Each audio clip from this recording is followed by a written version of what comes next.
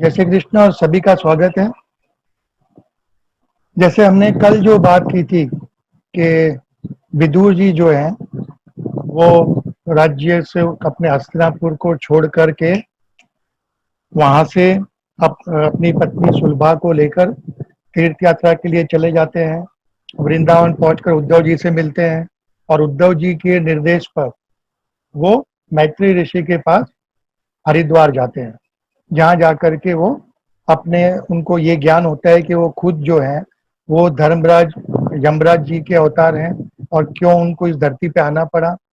और उसके बाद वो मैत्री जी से जो भागवत कथा का जो ज्ञान उनको श्री कृष्ण ने दिया था और श्री कृष्ण जी ने ही उनको बताया था कि आप ये ज्ञान विदुर जी को देना, तो वो उनसे एक के पीछे एक प्रश्न करना शुरू करते हैं। तो कल हमने उनका पहला प्रश्न सुना था कि सृष्टि कैसे हुई, सृष्टि का राज क्या है। तो हम उसी को अब आगे बढ़ाते हैं और हमने कल जो कथाएं सुनी उसमें आपको ये भी पता चला होगा कि यमराज जो कि सुप्रिटेंडेंट ऑफ डेथ माने जाते हैं या जो मृत्यु के देवता हैं, उनसे भी गलती होने पर उनको भी सजा मिलती है। तो फिर ये कहने की जरूरत नहीं है कि हम और आप जो इस धरती पर हैं, अगर हम भी गलतियां करेंगे तो उसकी सजा जरूर मिलेगी। और जैसे हम कहते हैं कि आज हमको ये प्रॉब्लम है वो प्रॉब्लम है, तो हो सकता है कि हमने इसी जन्म में या पिछले जन्म में कुछ ऐसे पाप या कुछ गलतियां की होगी जिसकी वजह से हमें आज ये भुगतना पड़ रहा है। पर जब हम ये समझ चुके हैं कि शायद ही हम गलतियों का परिणाम भुगत रहे हैं, तो इसका मतलब हमें ये भी समझ में आना चाहिए कि जो गलतियां हो गई वो तो ठीक है, उसे तो हम भुगत ही रहे हैं, पर उनको निकालने के पीछे, जैसे कि मैंने आपको बताया था कि हम दुख के पीछे भागते हैं और उस दुख को हटाने के लिए, उसको कम करने के लिए ऐसे ऐसे कर्म करते हैं जिससे कि हम और पाप के भागीदार बन जाते हैं। तो वो दुख तो रहता ही है, उसके ऊपर हम टॉप अप कर लेते हैं कि ये तो भुगतना है, हमको और भी भुगतना पड़ेगा। तो ये हमको ध्यान में रखते हुए जो भी हमने किए हैं, हमारा जो भी वर्तमान अब चल रहा है, चाहे अच्छा हो या बुरा हो, उसमें तो हमको कोई उसमें ऑप्शन नहीं है, कोई छुटकारा नहीं है। तो हम भगवान का नाम लेते हुए उसको हम आराम से सहज तरीके से निकाल सकते हैं, क्योंकि हमारा जो मन है वो अगर हम भगवान में लगाते हैं और उससे हमारा जो दुखों की तरफ जो हमारा ध्यान है वो कम हो जाएगा और भगवान की भक्ति प्राप्त होने से हमको जो उसका सुख मिलेगा, तो हम इस काल को आराम से और सहजता से निकाल लेंगे और उस दौरान अच्छे कर्म करते रहेंगे तो आगे का जो हमारा काल है वो भी सुधर जाएगा। अब ये हम कैसे कर सकते हैं? तो इसके लिए जैसे हमको पता है मृत्यु जो है वो अटल है, चाहे कोई भी हो। भीष्म पितामह जिनको इच्छा मृत्यु का वरदान था, फिर भी मृत्यु तो थी, कभी ना कभी तो उनको मरना ही था। तो हमें सिर्फ यही याद रखना है कि हमें जो मरना है, तो मरने के बाद हमको भगवान को मुंह दिखाना है और हम भगवान के पास दुखी होकर के, गलत कर्म कर करके अपराधी की तरह खड़े होना चाहेंगे कि उनकी भक्ति करते हुए, उनका नाम स्मरण करते हुए, अच्छे कर्म दया दान करते हुए उनके पास हक से जाके खड़े होंगे कि प्रभु हमको अपने चरणों में जगह दे दीजिए। फिर दूसरी बात आती है कि ये हम कैसे करें। तो दुनिया में हम जो भी कर रहे हैं ये सब भगवान की माया है और इसका मतलब ये नहीं कि हम जीना छोड़ दें। आपको जो पसंद है वो कीजिए, जितना आपको मजा करना है आप कीजिए, आप पिक्चर देखिए, घूमने जाइए, सब कुछ कीजिए, पर साथ साथ में अगर आपका मन भगवान में केंद्रित हुआ तो आप सब कुछ भोगते हुए भी आप भगवान के चरणों में अपने ध्यान को केंद्रित करते हुए अपने जो भी कर्म है वो उनके चरणों में आप समर्पित करते रहेंगे और इससे आप जो भी कर रहे हैं उसमें आपकी आसक्ति नहीं होगी, आपका उसकी तरफ खिंचाव नहीं होगा और ये करते हुए आप वैराग्य की तरफ जाएंगे। और जब मन में वैराग्य की उत्पत्ति होती है, वैराग्य यानी दुनिया की जो भी हमको चीजों के पीछे हम भाग रहे हैं, मुझे ये चाहिए, मुझे वो चाहिए, वो जो हमारी आसक्ति है वो जब कम हो जाएगी तो फिर आपका अविवेक, अज्ञान, आपके जो भी मन में जो सारे बहुत सारे जो प्रश्न हैं, ये क्यों है, वो क्यों, वो सारे प्रश्न अपने आप धीरे धीरे वो सब समाप्त हो जाएंगे। और आप अपने आप को कि हम सब जो इस पृथ्वी पर है वो सब भगवान के ही अंश हैं। हमारे अंदर जो आत्मा है और जो परमात्मा है, तो हम परमात्मा के छोटे अंश हैं। और जिस दिन हम ये जान लेंगे तो हम अपने आप को भी पहचान जाएंगे और उस परमात्मा की तरफ भी हमारी जो प्रेरणा है, हमारी भक्ति है, वो भी कई गुना बढ़ जाएगी और हम उसको भी पहचान लेंगे। अब जैसे सुखदेव जी थे, आपको जैसे हमने जैसे पहले बात की थी सुखदेव जी का जन्म कैसे हुआ था, तो सुखदेव जी जो थे वो साक्षात भगवान के ही आंशिक अंश थे। और उनको भगवान ने खुद ये वरदान दिया था कि तुम इस दुनिया में सारी जो मेरी माया है उससे हमेशा तुम विरक्त रहोगे। और इसी वरदान मिलने पर ही वो माता के गर्भ से बाहर भी आए थे, नहीं तो वो तो मना कर रहे थे कि नहीं मैं यहीं पे ठीक हूँ, मुझे बाहर आऊंगा तो मुझे माया जकड़ लेगी और फिर वही दुनिया में आने जाने के चक्कर में मैं भी लग जाऊंगा। तो उनके पास एक बार रंभा, अब रंभा इंद्र के दरबार की अप्सरा है। अब जब हम हमारे यहाँ पे दुनिया में जो सुंदर स्त्रियां या जो अभिनेत्रियां हैं उनको देख करके लोग जब इतने खुश हो जाते हैं, तो आप सोच सकते हैं कि रंभा तो अप्सरा थी, तो अप्सरा का रूप कैसा होता है। तो वो सुखदेव जी के पास आकर कहती है कि सुखदेव जी, आपको पता है मैं कितनी सुंदर हूं। तो सुखदेव जी कहते हैं सुंदर, ये सुंदर क्या होता है, क्योंकि उनका तो पूरा का पूरा पहले वो भगवान के सिवाय किसी के ऊपर केंद्रित ही नहीं थे, वो सिर्फ भगवान के ध्यान में रहते थे। तो उनके पिताजी को भी उनको जब बुलाना पड़ा उनके पास, तो उन्होंने उनको भागवत के जो मंत्र थे वो सुना करके उनको आकर्षित किया था। तो वो उनका दुनिया में किसी की चीज के ऊपर कोई आसक्ति नहीं थी। तो वो सुंदरता, उनको स्त्री और पुरुष का भी भेद नहीं पता था। तो वो पूछते रंभा को कि सुंदरता क्या होती है। तब रंभा उनको अपनी सुंदरता का वर्णन करती है। स्त्री के हर एक अंग की जो सुंदरता होती है, उसकी आंखें, उसके होठ, उसका चेहरा, उसके शरीर के सभी भागों का विस्तार पूर्वक पूरा वर्णन करके उनको एक एक चीज समझाती है। और सुखदेव जी शांति से सुनते रहते हैं। जब उनका पूरा वर्णन समाप्त हो जाता है तो सुखदेव जी कहते हैं कि देवी, अच्छा हुआ आपने मुझे आके ये बता दिया कि सुंदरता ऐसी इतनी अच्छी होती है, मुझे तो पता ही नहीं था कि स्त्री इतनी सुंदर भी हो सकती है। तो वो कहते हैं कि अब तुमने जो मुझे ये वर्णन किया है, इससे मेरे मन में एक अब जो आसक्ति या जो एक इच्छा प्रकट हो गई है। वो कहते हैं कि मैं भगवान से प्रार्थना करूंगा कि अगले जन्म में जब वो मुझे फिर जन्म के लिए भेजे, तो मुझे आपकी जैसी सुंदर माता को भी मेरे साथ दे, मुझे आपकी जैसी सुंदर माता प्राप्त हो। तो ये होती है योग, ये होती है भगवान में भक्ति और आसक्ति से दूर होना।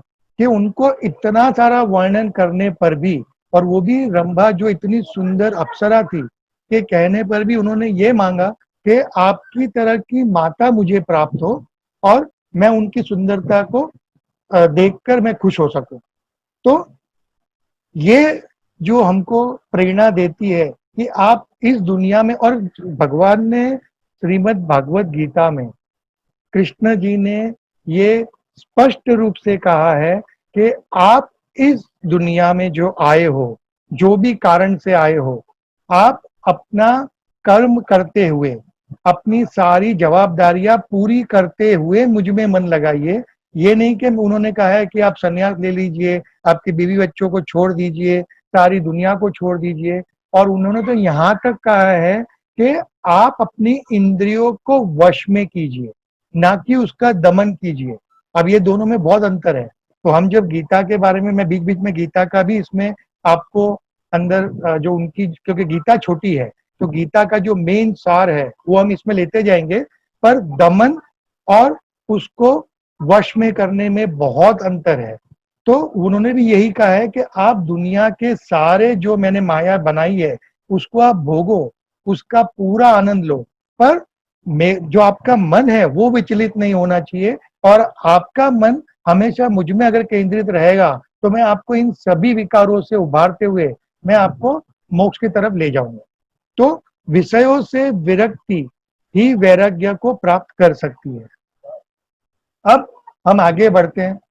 अब एक बार एक ज्ञानी पुरुष थे, वो कहते हैं कि अब अगर हमें मरना ही है तो मैं इसका उपाय क्या करूं। वो मरना नहीं चाहते हैं, तो वो क्या करते हैं, यमराज जी की तपस्या करते हैं। अब यमराज जी का खूब जोर जोर से अध्यय उनका नाम लेते हैं, दिन भर नाम स्मरण करते हैं, उनकी पूजा करते हैं, अर्चना करते हैं।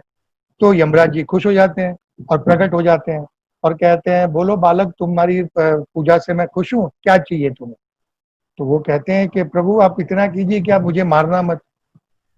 तो यमराज जी भी सोच में पड़ जाते हैं कि ये कैसे हो सकता है। इस पृथ्वी पर जो भी जन्म लेता है उसको तो मरना ही है, ये अटल है। इसको ये प्रभु की बनाई हुई रीति है और इसको कोई नहीं बदल सकता है। तो कहते हैं ये तो नहीं हो सकता है कि तुम मरो नहीं, क्योंकि ये मेरा भी कर्म है। जो तुम्हें लेने के लिए जब भी मैं तुम्हारा समय हो जाएगा तो मैं आऊंगा, तो वो मेरा कर्म है और मुझे भी मेरे कर्मों के अधीन होकर उसे समय पर पूरा करना है, नहीं तो मुझे भी सजा मिलेगी। तो फिर वो कहते हैं, तो फिर आप बताइए क्या हो सकता है। तो यमराज जी कहते हैं, मैं ये जरूर कर सकता हूँ कि मैं तुम्हारी मृत्यु आने के पहले तुम्हें संकेत दे दूंगा और तुमको पता चल जाएगा कि तुम्हारी मृत्यु पास है। तो तुम जो जो भी अपने आयोजन करना चाहते हो, जो भी तुम्हारी कर्तव्य या जो भी तुम्हारी इच्छा है, वो तुम पूरी कर सकते हो। तो मैं तुम्हें मृत्यु के पहले तुमको मैं एक इंटीमेशन, मैं तुमको संकेत दे दूंगा। और ये कह करके यमराज जी चले जाते हैं। अब वो मनुष्य तो जो जो भाई साहब थे वो तो एकदम खुश हो जाते हैं कि हाँ भाई, अब जब मृत्यु आएगी तो मुझे पहले इंटीमेशन मिलेगा। तो सब कुछ भूल करके अपने जीने में व्यस्त हो जाते हैं, रोज आनंद मंगल में लग जाते हैं। अब उनकी उम्र बढ़ जाती है, वो बूढ़े हो जाते हैं। तो एक दिन अचानक यमराज जी प्रकट हो जाते हैं और उनको कहते हैं कि तुम्हारा समय आ गया है, अब तुम्हें मेरे साथ चलना है। इस पर वो जो व्यक्ति था वो तो क्रोधित हो जाता है कि ये क्या बात हुई, आपने मुझसे कहा था, मुझे वचन दिया था, मुझे आपने, इनफैक्ट वचन तो ठीक है, मैंने आपकी जो प्रार्थना की थी तो आपने मुझे आशीर्वाद दिया था कि आप मुझे पहले बताएंगे। तो यमराज जी कहते हैं, हाँ मैंने तुमको बताया था, मैंने तुमको 4 बार संकेत भेजे थे। तो वो कहते हैं, नहीं मुझे तो कोई संकेत नहीं मिले, आपने कहाँ भेजा, किसको दिया, और ये सब आर्ग्यूमेंट करना वो शुरू कर देते हैं। तो यमराज जी कहते हैं, रुको रुको। कहते हैं, मैं तुम्हें एक एक विस्तार से बताता हूँ कि मैंने तुम्हें जो वचन दिया था, मैंने तुमको जो कहा था, मैंने वो पूरा किया है। फिर तुम मेरी बात सुनने के बाद तुम खुद ये तय करना कि मैं सच कह रहा हूँ कि झूठ कह रहा हूँ। तो व्यक्ति कहता है, ठीक है आप बताइए। तो यमराज जी कहते हैं कि मैंने तुम्हें, जब तुम्हारी उम्र बढ़ने लग गई तो मैंने तुम्हें संकेत भेजा था कि तुम्हारे घुटनों में दर्द होना शुरू हो गया, तुमको चलने में तकलीफ होने लग गई। मैंने भेजा था कि नहीं। तो कहते हैं, हाँ तो लेकिन वो कोई संकेत थोड़ा हुआ। तो क्यों, मैंने तुमको भगवान का ही संकेत भेजा था कि अब तुम युवान नहीं रहे हो, तुम जो पहले यंग थे तो तुम्हारी जवानी थी वो अब नहीं रही है, अब वो ढलना शुरू हो गई है। तो मैंने जब वो संकेत भेजा तो तुमने तो ऊपर से वो विटामिन की गोलियां खानी शुरू कर दी, दवाइयां खानी शुरू कर दी, जैसे वो दवाइयां तुम्हें इससे बचा लेगी। फिर तुमको नहीं समझ में आया तो मैंने फिर कुछ टाइम के बाद तुम्हें फिर एक संकेत भेजा। मैंने तुमको बताया कि तुम्हारे बाल सफेद हो रहे हैं। तो तुमने इस पर क्या किया, कलर ला करके अपने जो सफेद बाल थे उसको काले करने शुरू कर दिए। तुमने मेरी बात पर ध्यान नहीं दिया। मैंने तुमको तब भी बताया कि अब तुम्हारे बाल पक गए हैं, अब तुम्हारे पास टाइम कम है। तो तुमने तो अपने आप को काले रंग कर करके, जवान मान करके फिर घूमना शुरू कर दिया। फिर थोड़े टाइम के बाद फिर मैंने तुमको तीसरा संकेत भेजा कि तुम्हारे दांत टूटने शुरू हो गए। तुम्हें जब पता चला कि अब तुम जिस तरह से पहले खा पा रहे थे जो सब चीजें, अब वो तुम नहीं खा पा रहे हो, तो तुमने उस पर भी ध्यान नहीं दिया और डॉक्टर के पास चले गए और नया डेंचर बनवा लिया, जो नकली दांत होते हैं वो तुमने लगवा लिए और फिर पेट भर के खाना शुरू कर दिया। तो तुमने उस पर भी ध्यान नहीं दिया। फिर जब तीनों संकेत का तुम पर असर नहीं हुआ तो मैंने तुम्हें चौथा संकेत भेजा कि तुम्हारी कमर झुक गई, तुम्हारे पैरों में जो घुटने का दर्द था वो बढ़ गया, तुमको चलने को नहीं हो रहा था, तुम लकड़ी का सहारा लेकर चलना शुरू कर दिए, लेकिन तुम्हें ये नहीं समझ में आया कि अब मेरा पूरा शरीर जवाब दे रहा है और अब मेरी मृत्यु पास में है, तो भी तुम अपने इसी जो दिनचर्या में अपनी जो आसक्तियां हैं, तुम्हारे जो रोज के काम है, तुम उसमें लगे हुए थे। तो मैंने तुमको 4-4 संकेत दिए, तब भी तुमको मेरी बात समझ में नहीं आई, तो अब इससे ज्यादा तो भगवान तो नीचे नहीं आ सकते ना तुम्हारे पास। तो वो व्यक्ति अपने उनकी बात सुन करके बहुत दुखी हो जाता है और वो उनके पैर भी पकड़ लेता है कि हाँ प्रभु, मेरी ही गलती हो गई थी कि मैं इस दुनिया की जो मोह माया है और मेरी जो इच्छा है उसमें मैं इतना डूब गया था कि मुझे पता ही नहीं चला कि आपने मुझे इतना समझाया, तब भी मैं उस पर ध्यान नहीं दे पाया। और वो फिर जो यमराज जी थे उसको लेकर के चले जाते हैं। तो इससे हमको ये सीख लेनी चाहिए कि भगवान हमको सिर्फ बुढ़ापे में ही नहीं, अगर आप सही में भगवान के ऊपर आपकी आस्था होगी तो भगवान आपको हर जगह, हर मोड़ पर आपको संकेत देते ही हैं। पर हम हैं कि उसको समझ नहीं पाते हैं या हम उसको समझने की कोशिश नहीं करते, क्योंकि हम अपने आप को या अपनी इच्छाओं में इतने ज्यादा लिप्त रहते हैं कि हम सोचते हैं कि हम ही सब कुछ कर सकते हैं और हमारे पास सारे पावर्स हैं। अब दूसरी बात ये आती है कि आपने देखा होगा कि जब मनुष्य का अंत समय आता है तो वो बहुत भयभीत होता है। ज्यादातर लोग भगवान की पूजा बुढ़ापे में शुरू करते हैं, क्यों? उनको डर लगता है। और वो डर किस चीज का लगता है? वो डर मृत्यु का नहीं लगता है, पर वो डर इस चीज का लगता है कि सारी जिंदगी हमने जो पाप किए हैं वो सारे पाप उनको याद आते हैं। अगर आप किसी को भी, जो भी वृद्ध अवस्था में है और जिन्होंने जो भगवान का ये जो भगवत गीता का पाठ करते हैं या भगवान का कीर्तन करते हैं, आप जाके उनको कभी पूछना और उनको कहना कि हम ये जो अभी हमें अभी करना चाहिए कि बाद में करना चाहिए, ये जब पूजा पाठ है, तो वो आपको 90% लोग यही कहेंगे कि ये जो हमने जो ज्ञान भगवान का हमको भगवत गीता से, भगवत कथा से मिला है, ये हमने बहुत देरी कर दी। अगर ये ज्ञान हमको बचपन में या जवानी में लिया होता, तब हमने अगर भगवान की भक्ति की होती, तो शायद आज हम जो इस पड़ाव पर आकर ये कर रहे हैं और जो हम दुखी हो रहे हैं कि हमने इसको बहुत देर कर दी, वो शायद नहीं होता। तो हमें भी जब जब भी समय मिले तब इसको भगवान का नाम में अपने आप को लगाना चाहिए। अब हम अपनी कथा पर फिर आते हैं कि परीक्षित जी सुखदेव जी को भी पूछते हैं कि माया क्या है, जो सृष्टि का रचना कैसी हुई और ये माया क्या है। तो यही चीज एक बार कृष्ण जी भी सुदामा जी भी कृष्ण को पूछते हैं कि प्रभु मुझे माया देखनी है, आपकी माया, जो लोग कहते हैं भगवान की माया बहुत निराली है, तो मुझे भी आप बताइए माया क्या है। तो कृष्ण जी कहते हैं ठीक है, मैं तुमको समय आने पर बताऊंगा। और वो कहते हैं चलो हम चक्कर मार कर आते हैं। कृष्ण और सुदामा जी दोनों चल पड़ते हैं। अब दोनों जाते हैं, गोमती नदी जो होती है उसके तट पर जाते हैं और दोनों बैठ जाते हैं। अब गोमती नदी का जो पानी है वो खल खल करते हुए जो आवाज करती है नदी, एकदम शीतल जल होता है, निर्मल जल होता है, सुहाना मौसम होता है, आजू बाजू सब पक्षियों का कोलाहल होता है। तो बहुत अच्छे वातावरण में दोनों शांति से वहां बैठे हुए होते हैं। तो कृष्ण जी सुदामा को कहते हैं कि सुदामा चल अपन नहाते हैं, इतना अच्छा मौसम है, इतना अच्छा जल है, कितना साफ सुथरा है, क्यों ना इसमें एक दो डुबकी लगाई जाए। सुदामा भी कहते हैं हाँ अच्छा विचार है, चलो हम नहा लेते हैं। तो दोनों अपने कपड़े तट पर रखकर गोमती नदी में कूद पड़ते हैं, 2-3 डुबकियां लगाते हैं। अब जब 2-3 डुबकी हो जाती है तो कृष्णा सुदामा से कहते हैं बस मेरा हो गया, अब मैं बाहर जाता हूँ। तो सुदामा कहते हैं नहीं नहीं रुको ना, बहुत मजा आ रहा है। तो सुदामा को कृष्णा कहते हैं नहीं, तुम नहाओ थोड़ी देर और डुबकियां लगाओ, मैं तट पर बैठकर मैं तुम्हारी राह देखता हूँ, जब तुम्हारा हो जाए तो आ जाना। तो सुदामा जी कहते हैं ठीक है। तो कृष्ण जी बाहर निकल जाते हैं। अब जैसे ही कृष्ण जी बाहर निकल जाते हैं तो अचानक नदी में बाढ़ आ जाती है।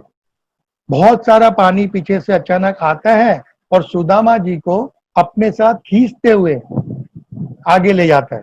सुदामा जी बचाओ बचाओ चिल्लाते हैं, बट कृष्ण जी तो बाहर है, कौन बचाए। और पानी का फोर्स जो वेग होता है वो इतना फास्ट होता है कि वो उसको साथ में ले जा करके कहीं बहुत दूर अपने साथ ले जाता है जल। अब बहुत टाइम हो जाते हैं, सुदामा जी जो है किसी तरह अपने आप को बचाते हुए बहुत सारा पानी वो पी जाते हैं और किसी तरह वो अपने आप को जीवित रखने के प्रयास करते हुए वो अपने पानी में तैरते रहते हैं और उनको पता ही नहीं चलता कितना समय बीत गया।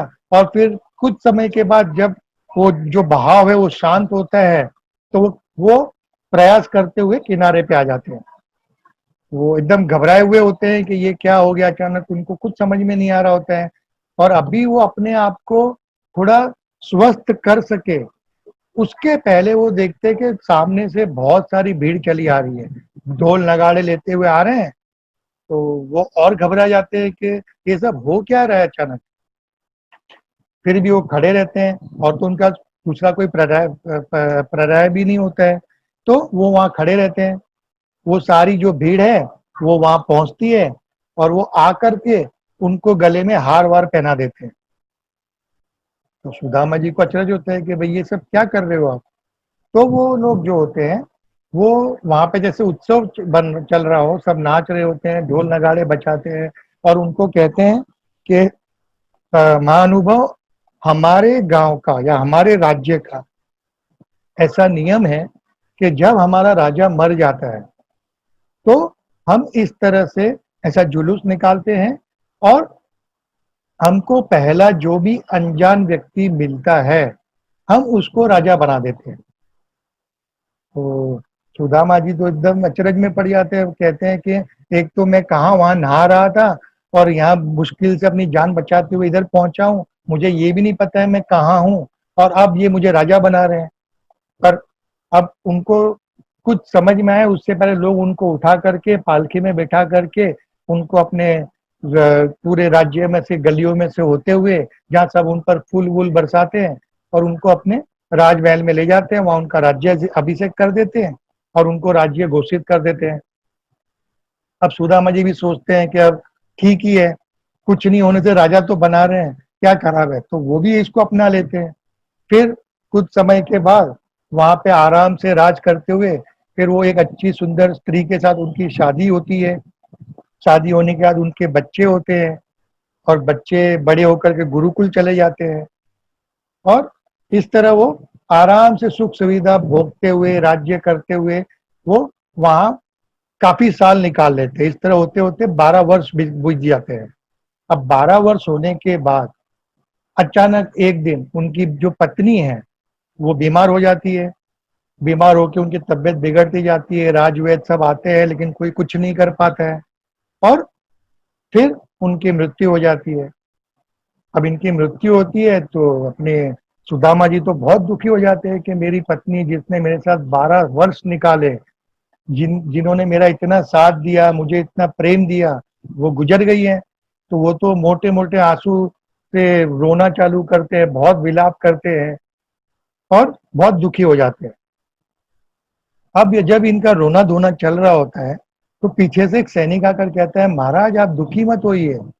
तो सुदामा कहते हैं क्यों मैं दुखी नहीं हूँ, मेरी पत्नी मर गई है। तो वो उनको कहते हैं कि महाराज आप चिंता मत कीजिए, हमारे यहाँ पे ऐसा भी एक नियम है कि जब आपकी पत्नी मर जाती है तो आपको भी उनके साथ में जला दिया जाएगा। तो आप चिंता मत कीजिए, आपको भी उनके साथ जाना है और आपका साथ छूटा नहीं है, आप उनके साथ में ही स्वर्ग लोग जाएंगे। अब ये सुनते ही सुदामा जी का तो दिमाग पूरी तरह से विपरीत दिशा में चलने चालू हो जाता है। वो जो अब तक अपनी पत्नी के मरने पर रो रहे थे वो अब उसकी पत्नी की मौत तो भूल जाते हैं और वो रोना इसलिए शुरू करते हैं कि अब मुझे मरने की बारी आ रही है। तो अब उनका पूरा कारण ही बदल जाता है और वो और ज्यादा जोर जोर से रोना शुरू करते हैं, विलाप करते हैं कि हे प्रभु मुझे बचा ले। अब वो पत्नी का दुख तो भूल जाते हैं और अपने आप को बचाने की सोचना शुरू करते हैं। और यही सोच सोच के ज्यादा दुखी हो रहे हैं कि अब कुछ क्षण में ये लोग मुझे जलाएंगे, और जब वो मुझे जलाएंगे चिता पे तो अग्नि कितनी गर्म होती है, तो वो उसके बारे में सोचते हैं कि मुझे कितनी तकलीफ होगी मरने के पहले। और वो फिर ये भी बोलते हैं कि हे पत्नी तू क्यों मर गई, तुझे क्या जरूरत पड़ी थी इतना मरने के लिए। और इस तरह से वो विलाप करना शुरू करते हैं। तब उनके दिमाग में बात आती है कि मैं जब यहाँ आया था, जो नदी में नहा रहा था, और मैं यहाँ पे जो उनके वेग के साथ या बहते हुए पहुंच गया था, तो कहते हैं कि जब मेरी शुरुआत ऐसे हुई थी, क्यों ना मैं आखिर में भी एक डुबकी लगा लूं, ताकि ये तो संतोष रहेगा कि मैं नहा धो करके फिर गया था, जो भी मेरे साथ हुआ और मेरा जो भी पतन होना है। तो वो सबको कहते हैं कि भाई तुमने मुझे जो नदी के किनारे मुझे राजा घोषित किया था, मेरी इच्छा है कि मैं वहां जाकर के एक बार स्नान करूं, और फिर आपकी जो नियम है मैं मानने को तैयार हूँ। तो सब उनको ले जाते हैं वहां पे। वो फिर वो नदी में डुबकी लगाते हैं, और डुबकी लगाकर जैसे ही वो बाहर निकलते हैं, तो वो देखते हैं सामने कृष्ण जी खड़े हैं। उनके दिमाग फिर समझ में नहीं आता हो क्या रहा है ये सब, क्योंकि मैं वहां पे था, मेरी पत्नी मर गई थी और मुझे चिता में जलना था, और अब मैं यहाँ जैसी नदी के बाहर निकला तो सामने कृष्ण जी खड़े हैं, और वो उनसे कह रहे हैं अरे भाई कितनी देर नहाओगे, जल्दी बाहर निकलो। तो वो एकदम भौचक्के से रह जाते हैं, उनको कुछ समझ में नहीं आता ये सब हो क्या रहा है। वो किसी तरह फिर भी अपने आप को संभलते हुए बाहर आते हैं। तो कृष्ण जी वहां कपड़े पहन करके तैयार बैठे हैं उनकी राह देखते हुए। तो वो आकर के कृष्ण जी के पैरों में गिर जाते हैं। वो कहते हैं कि मुझे कुछ नहीं समझ में आ रहा है, उनको सारी बातें बताते हैं ये सब क्या हो रहा है, मुझे कुछ नहीं समझ में आ रहा है। मैं 12 वर्ष से वहां था, मेरे बच्चे हुए, ये सब हुआ, और अब मैं आपके सामने खड़ा हूँ। तो कृष्ण जी हंसने लगते हैं और कहते हैं सुदामा, तुमने ही मुझसे पूछा था ना कि मुझे माया देखनी है, तो मैंने तुमको माया दिखा दी। तो सुदामा जी को एकदम अचानक समझ में आता है कि ये सब जो 12 वर्ष का काल उन्होंने भोगा कुछ क्षणों में, और वो जिसको अपनी पत्नी अपना पुत्र ये सब जो कह रहे थे, उनका जो राजपाट था, वो सब भगवान की माया थी। और उनको समझ में आ जाती है कि भगवान की माया कितनी हद तक हमको भ्रमित कर सकती है, और अगर हम अपने आप को ना संभाले तो हमारा विनाश तक कर सकती है। तो वो हमको ये भगवान समझाते हैं कि ये जो पूरी दुनिया है वो अशाश्वत है, शाश्वत नहीं है, अशाश्वत है। तो हमको जो भी करना है वो आप कीजिए, क्योंकि भगवान ने ये माया बनाई ही हमारे लिए है कि आप इसमें अपनी इच्छा अनुसार सब चीजों को भोगो, आनंद लो, तृप्त हो जाओ। पर इसके अंदर अगर आप बह गए तो आपका विनाश पक्का है। लेकिन अगर आपने ये सब भोगते हुए भगवान का हाथ नहीं छोड़ा, हमेशा उनको पकड़ के रखा और हमेशा उनका नाम स्मरण किया, तो आपकी दुर्गति हो ही नहीं सकती, क्योंकि जिनका हाथ प्रभु पकड़ते हैं उनको फिर कुछ सोचने की जरूरत नहीं है। उन जैसे मैंने आपको कहानी सुनाई थी कि कृष्ण आकर अर्जुन को उठाकर कहते हैं कि भाई हम लोग सब तुम्हारे लिए चिंतित है, आपको भीष्म कल मारने की प्रतिज्ञा ले चुके हैं और तुम यहाँ आराम से सो रहे हो। तो उनको क्या जवाब देते हैं कि आप मेरे सखा हो, आप मेरे प्रभु हो, जब आप जाग रहे हो तो फिर मुझे सोने की जरूरत, मुझे जागने की जरूरत क्या है, मैं तो निश्चित होकर के सोऊंगा। तो इसी तरह हमको भी ये चाहिए कि ये माया सबको भोगते हुए हम हमेशा अपना जो केंद्र है, हमारी जो सोच है वो भगवान में केंद्रित रखे, तो हमारा कभी अहित नहीं हो सकता है। अब माया को भागवत में भी उन्होंने जो वर्णन किया है वो ऐसे किया है कि आप ये जो पूरी दुनिया है उसको भगवान का नाट्य मंच की तरह देखो। ये पूरी जो पृथ्वी है, जो पूरा ब्रह्मांड है, वो श्री कृष्ण का एक नाट्य या नाटक करने का मंच है। वो यहाँ पे जिसको चाहे उसको जन्म देते हैं, जिसको चाहे उसको किसी से मरवा देते हैं, जिसको चाहे उसको सद्बुद्धि दे करके उसका सम्मान कर देते हैं, और जिसको चाहे उसको कुबुद्धि दे करके उसका विनाश भी कर देते हैं, या उसको सबके सामने लज्जित भी कर देते हैं। तो ये उनकी सारी लीलाएं हैं। आपको उनके स्मरण करते हुए किसी से भी, चाहे अच्छा हो या बुरा हो, आपको सिर्फ उनके हाथ पकड़ करके चलना है और हम जो भी देखते हैं या जो भी हमारा मन सोच सकता है वो सभी चीज भगवान की माया है और हमको उनके प्रति सब कुछ समर्पित करते हुए इस दुनिया में जो कुछ भी है उसको आप बिंदास भोग सकते हो। आपको जो पसंद है आप खाना खाओ, जो पसंद है आप पिक्चरें देखो, आप अपनी मन वांछित जो अपनी जो प्रेमिका है जिनसे आप शादी करना चाहते हो आप शादी करो, आपके बच्चे होंगे आप बच्चों को भी अच्छे संस्कार दो और ये सब आपके कर्म है, ये आपके रिस्पॉन्सिबिलिटीज है, आपका कर्तव्य है। तो आप ये सब करते हुए भगवान का नाम लेते हुए अगर आप ये सब करोगे तो आप कहीं पे भी गलत भी नहीं होगे, क्योंकि अगर आप गलत होते भी हो तो फिर ये भगवान का काम है कि वो आपको सही रास्ते पे लेकर आएंगे। क्योंकि मैंने आपको जैसे कहा था कि जैसे छोटे बच्चों जब होते हैं तो उसकी जो भी उनका जो भी जरूरत है वो कौन हम पूरी करते हैं। जैसे आपका छोटा बालक है 2-3 महीने का है या 4 दिनों का है तो वो हमारा काम है। वैसे ही अगर आपने भगवान पे सब छोड़ दिया है तो फिर वो छोटे बच्चे की तरह आपको निडालने से लेके आपको खिलाने तक आपको जो भी तकलीफ है वो सब ध्यान रखते हुए वो आपके पीछे पीछे घूमेंगे। क्योंकि एक बार आपने अपने आप को अधिकारी अधिकारी यानी भगवान का नाम लेते हुए स्मरण करते हुए आपने अपने आप को उनके चरणों में समर्पित कर दिया तो आप उनके अधिकारी हो गए। फिर आपने एक बार अपने आप को अधिकारी बना लिया तो फिर कृष्ण जी को या आप जिस भी भगवान को जो भी स्वरूप में पूछते हैं वो उनका कर्तव्य हो जाता है कि वो आपका ध्यान रखे, आप क्या कर रहे हैं उसका निरंतर अध्ययन करते रहे और अगर आप कहीं गलत हो भी रहे हो तो वो आकर के आपको उसको सुधारेंगे। तो ये होता है भगवान का स्मरण और उनका वचन। और दूसरी बात उन्होंने कही है कि ये माया जो है, माया क्या है? दुनिया भर में जो भी जीव सृष्टि है वो सब हरि नारायण का ही स्वरूप है, वही उसमें उनका अंश है और माया उनका जो एक पावर है, उनका उनकी योग माया है।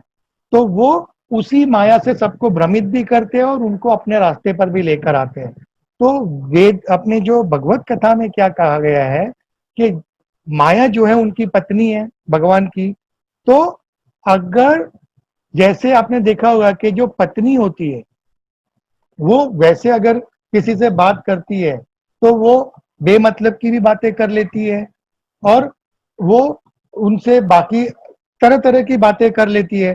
पर जब उसको ये पता चले कि ये जो जिस व्यक्ति से मैं बात कर रही हूँ वो मेरे पति के मित्र हैं तो फिर वो क्या करेगी, वो अपनी लिमिट में आ जाएगी, वो फिर उनसे जरूरत होगी उतनी ही बात करेगी और वो उनके सामने अपना जो घूंघट होता है वो ओढ़ लेगी। तो इसके मतलब से ये क्या कहना चाहते हैं भागवत में कि आप माया जो है वो भगवान की पत्नी है। तो आप जब मायापति यानी भगवान से जब आप संबंध जोड़ लोगे तो माया को तो पता चल ही जाएगा कि ये तो मेरे पति जो है उनके मित्र हैं, उनके सखा है या उनके भक्त हैं। आप जिस तरह से जिस स्वरूप में भी या जिस तरीके से भी भगवान को पूजोगे तो उनको पता चल जाएगा। तो फिर वो आपके सामने घूंघट ओढ़ लेगी और अपना जो माया का जो उसका जो स्वभाव है या उसकी जो चंचलता है वो आप पर व्यक्त नहीं करेगी और आप उससे विरक्त होकर के भगवान की भक्ति करते हुए इस संसार से अच्छी तरह से उस माया को छोड़ करके भगवान में भक्ति कर पाओगे। अब आगे बात आती है कि विदुर जी ने जो उनसे कल हमने बात की थी इसके बारे में थोड़ी सी, कि विदुर जी मैत्रेय ऋषि को पूछते हैं कि मुझे सृष्टि का सार कैसे आरंभ हुआ, क्या हुआ था, मुझे इसके बारे में आप समझाइए। तो मैत्री जी कहते हैं कि जो मुझे श्री कृष्ण जी ने जो समझाया था, जिन शब्दों में समझाया था मैं वही आपको अब मैं समझाता हूँ। वो कहते हैं कि अविनाशी भगवान उनका तो ना अंत है ना आरंभ है, वो तो बस है सब जगह, वो हर तरह से उनका हर जगह पे एक व्यक्तित्व की जो उनकी एक शोभा है वो हमेशा रहती है। तो कहते हैं कि वो अपने भगवान जो है वो अपनी नाभि से कमल के ऊपर ब्रह्मा जी को उत्पत्ति करते हैं, उनकी उत्पत्ति करते हैं। अब ब्रह्मा जी जब की उत्पत्ति हो जाती है तो वो आजू बाजू देखते हैं, तो उनको कमल के ऊपर वो बैठे हुए हैं और उनको चारों तरफ अपने खाली पानी ही पानी दिखता है और कुछ नहीं दिखता है, ऊपर भी कुछ नहीं है, नीचे भी कुछ नहीं है। तो वो सोच रहे होते हैं कि भाई मैं कहाँ हूँ, ये क्या हो रहा है। तो वो क्या करते हैं, कमल जो होता है उसके नीचे जो उसकी शाखा होती है, आपने देखा होगा कमल जो है उसकी शाखाएं बहुत लंबी होती। तो ब्रह्मा जी उस शाखा के, जो उसकी स्टेम बोलते हैं उसको, उसके थ्रू होते हुए उसके अंदर वो निरंतर प्रवास करते हैं, देखने के लिए कि भाई नीचे क्या है। तो वो अंदर प्रवास करते रहते हैं। ऐसा कहा जाता है कि वो 1000 वर्ष तक उसमें प्रवास करते रहते हैं, बट उनको कहीं उसका अंत नहीं मिलता है। थक करके वो फिर ऊपर आ जाते हैं, आकर के कमल पे बैठ जाते हैं। फिर निरंतर सोचते रहते हैं अब मैं क्या करूं। तो वो भगवान की भक्ति में लग जाते हैं। अब वो भगवान की भक्ति जब करना शुरू करते हैं तो कुछ समय के बाद जो नारायण जो भगवान हैं वो उन पे प्रसन्न होकर के उनको दर्शन देते हैं और उनको उस समय उनको अपने बारे में भी ज्ञान देते हैं। और जो मैंने आपको कहा था कि जो सबसे पहली भागवत कथा जो सुनाई थी वो भगवान श्री हरि ने ब्रह्मा जी को सुनाई थी। तो वो उनको चतुर्श्लोकी भागवत का ज्ञान देते हैं, जिसको ब्रह्मा जी जो है वो निरंतर उसके ऊपर अभ्यास कर करके उनको ये समझ में आता है कि इस जो भगवान ने मुझे ये जो सारी कथा सुनाई, उस समय उन्होंने उनको सिर्फ 4 श्लोक में सुनाई थी, जिसलिए उसको चतुर्श्लोकी कहा जाता है। पर हमारे पास जो हम भागवत पढ़ रहे हैं वो खाली, अगर मैं सटीक जो जिसका मैं अध्ययन कर रहा हूँ वही 1800 पन्ने की है, और उसी को अगर आप पूर्ण रूप में अगर आप पढ़ना शुरू करें तो वो 98 भाग की वो गीता है और हर एक के अंदर 300 पन्ने लगभग हैं। तो आप सोच सकते हो कितनी बड़ी है। बट उसका अगर हम निष्कर्ष निकालते हैं जो ब्रह्मा जी ने निकाला था, वो अगर हम समझे तो सारी भागवत का निष्कर्ष यही है कि भक्ति क्या है, भगवान को समर्पण क्या है, और भगवान के प्रति प्रेम कैसे हो। बस ये 3 चीजों के आधार पर इतनी बड़ी भागवत भगवान ने सुनाई है कि किसी तरह मनुष्य को, चाहे किसी एक कहानी में भी उसके दिमाग में वो चीज जाए और उसको समझ में आए कि हमको यहाँ पे क्या करना है, ताकि हम इस दुनिया में आने जाने का जो चक्कर है उससे हम निकल जाए। तो भक्ति, आत्मसमर्पण भगवान के प्रति और भगवान के प्रति प्रेम, यही उन्होंने कहा है। और उनको ये भी समझ में आता है ब्रह्मा जी को कि मैं जो ये उत्पत्ति करने के लिए भगवान ने जो मुझे निर्देश दिया है सारे ब्रह्मांड का, सारी सृष्टि का, पर वो सभी चीजों में श्री नारायण का ही स्वरूप है, वो उनको ज्ञान होता है। और वो सभी के अंदर उनका स्वरूप होते हुए माया के द्वारा वो ये सब रचते हैं और वो फिर उसको विलिप्त भी कर देते हैं। तो ब्रह्मा जी को जब ये ज्ञान हो जाता है तो वो सबसे पहले अपने शरीर के अलग अलग भागों से वो अलग अलग 10 मानस पुत्र जो जिनको कहते हैं ब्रह्मा जी के, उनकी उत्पत्ति करते हैं। तो वो ये 10 जो आप अपने स्क्रीन पर देख रहे हैं, वो ये 10 ऋषियों की सबसे पहली उत्पत्ति करते हैं। उसमें उनकी आंखों से अत्रि ऋषि का जन्म होता है, उनके मुख से अंगिरास ऋषि का जन्म होता है, उनकी नाभि से ब्रह्मा जी की नाभि की, ये सब ब्रह्मा जी की बात कर रहा हूँ, ब्रह्मा जी की नाभि से पुलावा, उनके कर्ण, उनके जो कान है उससे पुलुत्स्य ऋषि का जन्म होता है, उनके मन द्वारा मरीचि ऋषि का उत्पत्ति होती है, उनके हाथों में से क्रतु, उनके प्राणों में से वशिष्ठ, उनकी जो स्किन होती है त्वचा उससे महर्षि भृगु, उनकी गोद से नारद जी, और उनके अंगूठे से दत्त ऋषि।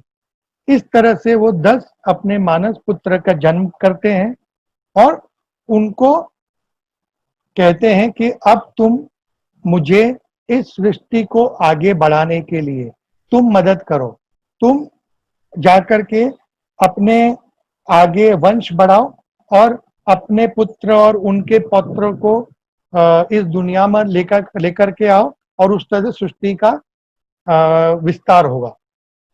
लेकिन होता ये है कि ये जो 10 मानस पुत्र जो उन्होंने उत्पत्ति की होती है, वो सब के सब भी भगवान में ही उनकी आसक्ति होती है, और ये जो दुनिया का विस्तार और जो बच्चों को जन्म देना, वो सब जो उनको है वो व्यर्थ लगता है। तो बार बार ब्रह्मा जी के कहने पर भी वो इस पर ध्यान नहीं देते हैं, और वो अपने भगवान के प्रति आस्था में और अपने ज्यादा करके जो भगवान की पूजा पाठ या उनमें ध्यान लगाना, उस पर ज्यादा ध्यान देते हैं। अब ये देख करके ब्रह्मा जी फिर थोड़े अपसेट हो जाते हैं, विचार में पड़ जाते हैं कि मैंने इनको जिस काम के लिए और भगवान के आदेश अनुसार इनका जो जन्म किया है, वो होने की वजह ये लोग तो दूसरे ही कामों में लगे हुए हैं। तो वो फिर क्या करते हैं, भगवान की फिर भक्ति करते हैं, और वो भक्ति करते हुए उनको प्रेरणा मिलती है, और वो अपने शरीर के जैसे लेफ्ट और राइट भाग है, दाया और बाइना, तो वो अपने शरीर के 2 भागों से अलग अलग स्त्री और पुरुष को जन्म देते हैं। अब अपने शरीर के एक भाग से, यानी एक बाजू के जो पूरा लेफ्ट साइड है, उससे वो शत्रुपा नामक स्त्री की उत्पत्ति करते हैं, और जो अपने राइट साइड होता है उससे वो मनु महाराज नामक पुरुष की उत्पत्ति करते हैं। और ये दोनों दुनिया के पहले स्त्री और पुरुष के कपल के रूप में इनकी सृष्टि में निर्माण होता है। और यही 2 जन हैं जो मैथुन सृष्टि जिसे हम कहते हैं, जो फिजिकल रिलेशन से जो बच्चों की प्राप्ति होती है, वो इसका सबसे पहला शुरुआत ये मनु महाराज और शत्रुपा देवी करती है। अब शत्रुपा जो है, इनका नाम शत्रुपा इसलिए होता है कि वो शत यानी इतनी रूपवान होती है कि वो सभी को अपने आप से मोहित कर सकती है। और मनु महाराज का नाम मनु इसलिए पड़ता है कि वो ब्रह्मा जी का जो उनकी इच्छा थी उसको पूर्ण करने के लिए वो पहले से ही उनके मन में वो प्रेरणा होती है और वो उसके लिए तैयार होते हैं।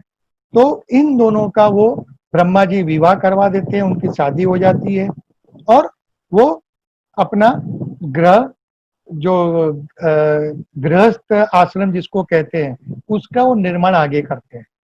अब शत्रुपा और मनु का वैवाहिक जीवन, जब ये 10 जो मानस पुत्र थे जो ये नाना कर रहे थे और भगवान के पीछे उनकी जो आसक्ति थी, उनको देखकर, उनके रूप को देख करके और उनकी जो विवाहित जीवन को देख करके वो भी मोहित हो जाते हैं, और वो फिर आते हैं ब्रह्मा जी के पास के पितामह पितामह हम भी अब इसके अंदर आपका योगदान देंगे। तो ये देख करके जो ब्रह्मा जी है वो खुश हो जाते हैं, और वो कहते हैं कि हाँ, मुझे समझ में आ गया, ये चाबी मिल गई है कि किस तरह से इन सबको जो विस्तार करना है अपने सृष्टि का, वो मुझे समझ में आ गया है।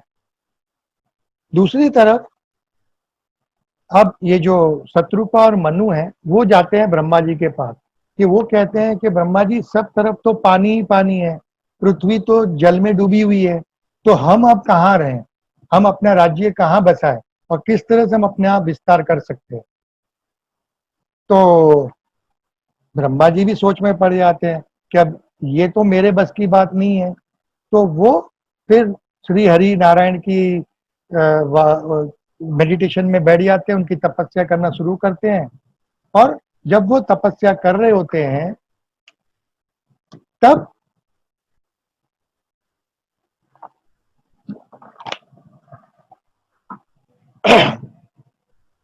तब उनके नाक से, ब्रह्मा जी के नाक से छोटे से रूप में एक सुंदर से शुकर का जन्म होता है। शुकर यानी सुअर, पिग। तो छोटे से एकदम शुक्र का जन्म निकल उनके नाक से वो उनकी उत्पत्ति होती है और वो बाहर आ जाता है। अब उसको देख करके ब्रह्मा जी को थोड़ा अचरज भी होता है, और वेदों में उनके जो शुक्र का जो स्वरूप है उसको यज्ञ स्वरूप कहा गया है।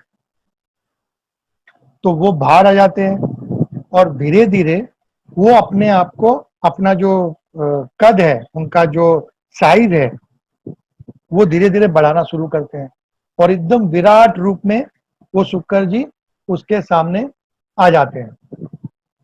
अब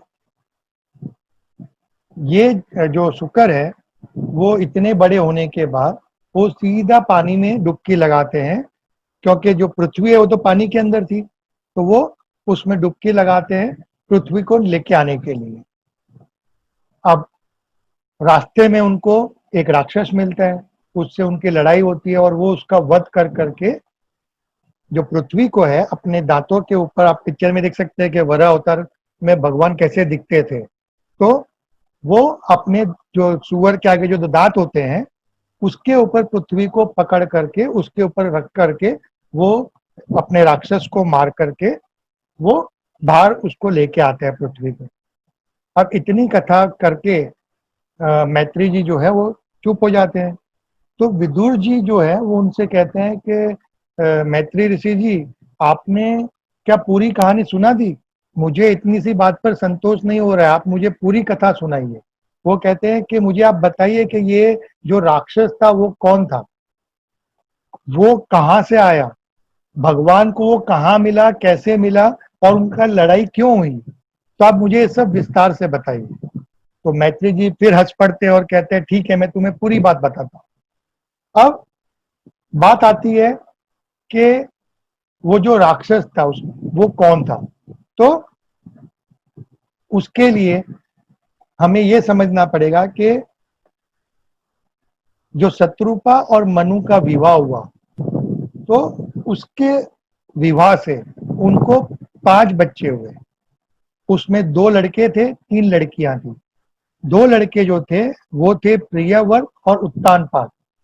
अब ये जो उत्तानपाद है उनका पुत्र था ध्रुव। अब ध्रुव की कहानी अब सबको पता होगी, तो हम इसके बारे में भी एक एक करके सारी कहानी आएगी और विस्तार से आएगी, और वो क्यों जन्म हुआ, किस लिए हुआ, भगवान हर एक जन्म में, हर एक अवतार में जो है कुछ ना कुछ हमको संदेश देना चाहते हैं और कुछ अच्छी बातें बताना चाहते हैं।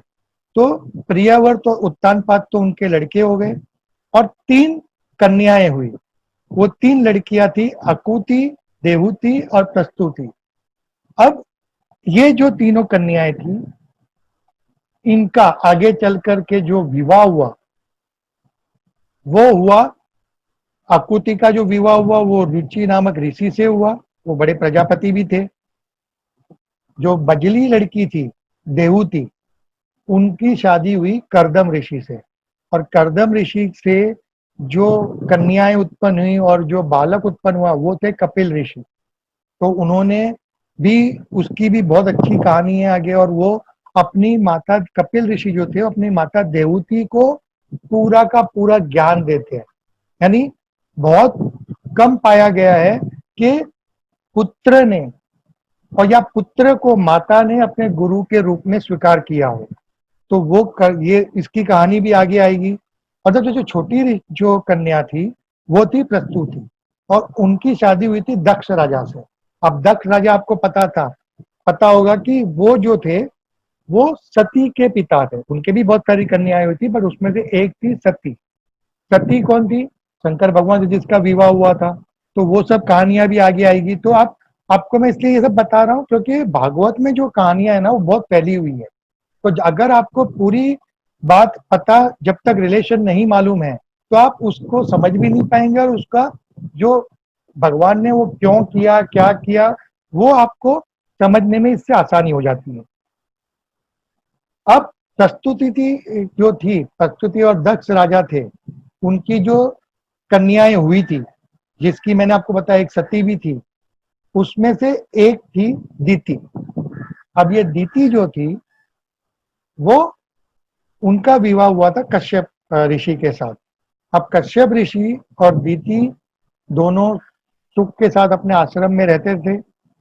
एक बार क्या हुआ कि दीति माता को पुत्र प्राप्त करने की बहुत ही ज्यादा उत्कंठा हुई। उनको बहुत ज्यादा स्ट्रॉन्ग अर्थ जिसको कहते हैं, और वो जाती है कश्यप ऋषि के पास और कहती है कि मुझे तो पुत्र प्राप्त करना है, आप अभी के अभी मेरे साथ चलिए।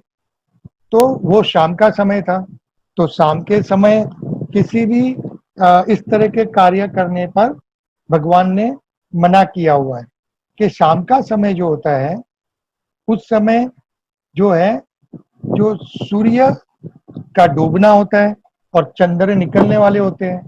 तो सूर्य जो है वो हमारे जो बुद्धि है उसके कारक है, और जो चंद्र है वो हमारे मन के कारक है। तो सूर्य डूब रहे हैं और चंद्रमा अभी निकलने वाले या निकले ही हैं, तो दोनों का जो तेज होता है वो कम होता है ना। जब डूब रहे हैं तो उनका पावर कम हो जाता है, और जब वो उग रहे हैं तो चंद्र का भी पावर कम है। तो दोनों का ही जो पावर कम होने की वजह से उस समय हमारे मन में काम वासना और जो आसक्ति है वो जल्दी और किसी तरह भी वो हमारे मन में उत्पत्ति हो सकती है। और वो आसक्ति होने पर हमारा फिर मन, विवेक, बुद्धि सब क्षीण हो जाती है, हमको कुछ समझ में नहीं आता है, और हम उस समय जो है वो इस बहाव में खींच ना जाए। इसीलिए शाम के समय हमारे शास्त्रों में पूजा दिया बत्ती जो हम करते हैं, तुलसी जी की जो के पास हम जो दिया करते हैं उसकी व्यवस्था की गई है, ताकि उस समय हमारे मन में अगर कोई काम वासना जागृत भी होती है तब भी हम भगवान की पूजा करते हुए हम उसको कंट्रोल कर ले और हमारा मन व्यतीत ना हो। और दूसरा ये भी है कि शाम के समय शंकर भगवान और पार्वती माता विचरण करने के लिए निकलते हैं, घूमने के लिए निकलते हैं। तो वो जो भी इस समय दिया बत्ती कर रहे हैं, भगवान का नाम ले रहे हैं, उन सबको देख करके वो खुश होते हैं और वो उनको आशीर्वाद देते हैं। और जो गलत कार्यों में लगे हुए हैं उस पर वो गुस्सा होकर के उनको कर्ज या तो उनको जो श्राप है वो भी देते हैं। तो इसीलिए शाम के समय हमें भगवान की जो हम पूजा करते हैं वो करनी बहुत जरूरी है। और जब हम पूजा दिया बत्ती करते हैं तो हमें अपना जो घर का द्वार है और जो खिड़कियां है हम खुली रखते हैं। उस वो इसलिए रखते हैं ताकि उस समय लक्ष्मी माता जो है वो घूमते हुए जब आती है तो अपना जब घर खुला देखेगी तब तो वो अंदर आएगी ना। अगर वो गेट हमने बंद किया हुआ है तो माता जी बाहर से ही देखकर चली जाएगी, तो वो वापस ना लौट जाए। इसलिए हम अपने द्वार खुले रखते हैं, दिया करते हैं, और हम माता जी को, और माता जी जहाँ जाएगी वहां कृष्ण भगवान को तो आना ही आना है। लक्ष्मी नारायण जो उनको कहते हैं, तो जहाँ लक्ष्मी है उनकी पत्नी जाएगी वहां फिर भगवान को तो दौड़े चले आना ही आना है। तो उनको बुलाने के लिए हम अगरबत्ती करते हैं, दिया करते हैं और उनको स्वागत करते हैं। तो ऐसे समय पर शाम के समय दीति माता के मन में जो काम वासना उत्पन्न हो जाती है और बच्चा प्राप्त करने की जो उनके मन में जो काम वासना जागृत होती है, तो वो जाकर के कश्यप ऋषि को प्रेरित करती है कि नहीं, मुझे तो बच्चा चाहिए ही चाहिए। अब कश्यप ऋषि जो है वो तो तपस्वी थे, उनको पता था कि ये शाम के समय इस कृत्य को करने से भगवान भी क्रोधित होंगे और अहित भी होगा। तो वो जो है दीति को समझाते हैं कि तुम मेरी पत्नी हो और तुम जो कह रही हो वो बराबर है कि तुम्हें पुत्र चाहिए और वो मैं तुम्हें जरूर दूंगा, लेकिन इस समय इस कार्य को करने से अहित होगा, अनिष्ट होगा। और वो उसको हर तरह से समझाते हैं, उनको डराते भी हैं, उसको प्यार से समझाते हैं, उसको धमकाते भी हैं।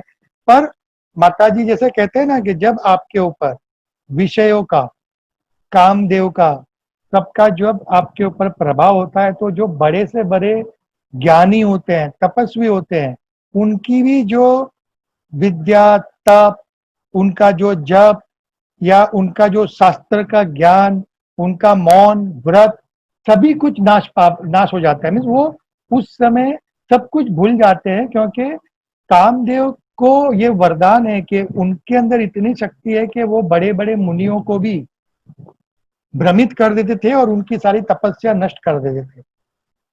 यही दिति माता के साथ हुआ, और उनको इतना समझाने पर भी वो नहीं समझती है। और फिर अंत में जो कश्यप ऋषि है, वो भी भगवान की प्रेरणा या भगवान की इच्छा को समझते हुए वो भी कहते हैं ठीक है, अब तुम नहीं समझ रही हो, तो वो उसको फिर उसकी उसकी बात को वो अपना लेते हैं। अब जब ये कार्य हो जाता है और दिति माता गर्भ धारण कर लेती है, तो उनको इस बात पर, जैसे उनका जब ये दूसरे दिन उनकी बुद्धि तो फिर काम वासना की वजह से भ्रष्ट हुई थी, फिर तो उनको समझ में आता है कि मैंने ये बहुत बड़ी गलती की है, और वो जाकर के अपने पति से भी क्षमा याचना करती है। पर ऋषि कहते हैं कि देखो, तुमने जो कर्म किया है या जो मुझसे भी करवाया है, तो हर एक्शन का एक रिएक्शन होता है।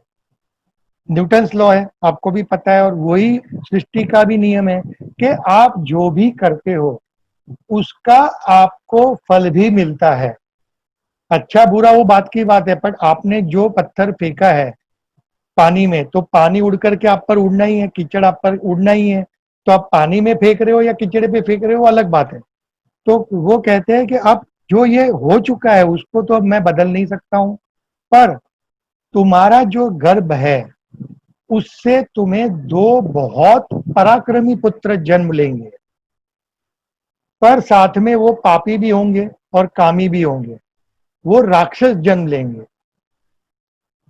अब ये सुनकर के दीति माता बहुत दुखी हो जाती है, रोने लगती है, कहते हैं नहीं, आप मुझे इससे बचाइए।